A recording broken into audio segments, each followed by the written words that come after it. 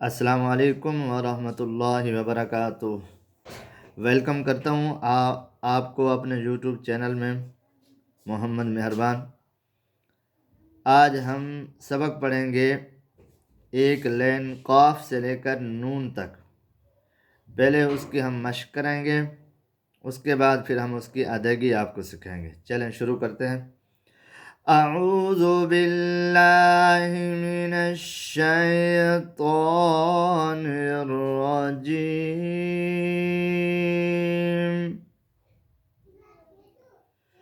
बिस्मिल्लाहिर रहमानिर रहीम।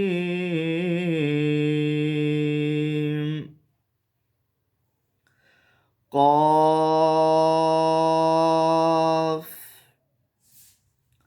क़ाफ।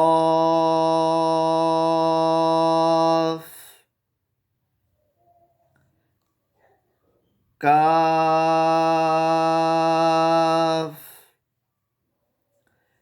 काफ।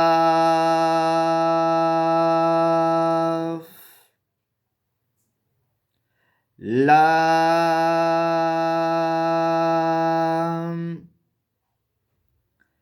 लाम।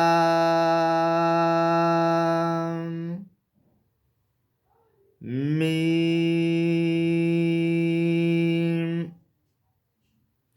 मीम।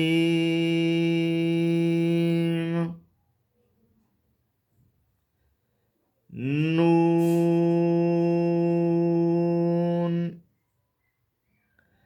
नून।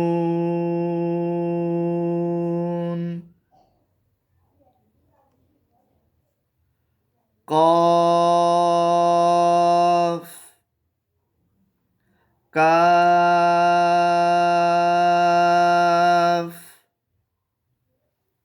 लाम मीम नून।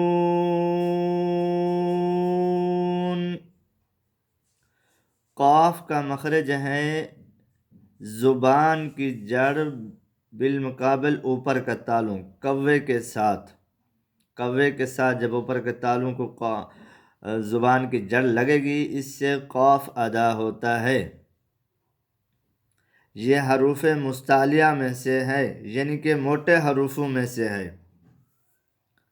आगे काफ।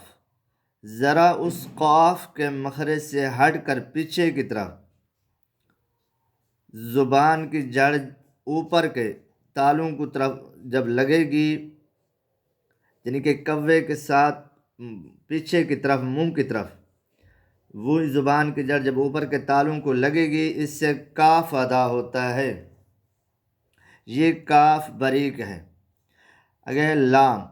लाम का मखरज है कुछ हाफाए लिसान ज़ुबान का किनारा सामने वाले 5 दांतों के मसूड़ों को जब ज़ुबान का किनारा कुछ हाफाए लिसान जब लगेगा, इससे लाम अदा होता है। लाम लाम।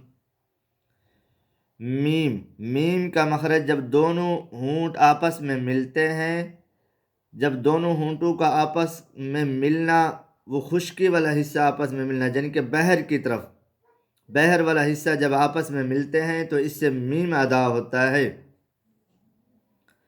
अगर नून।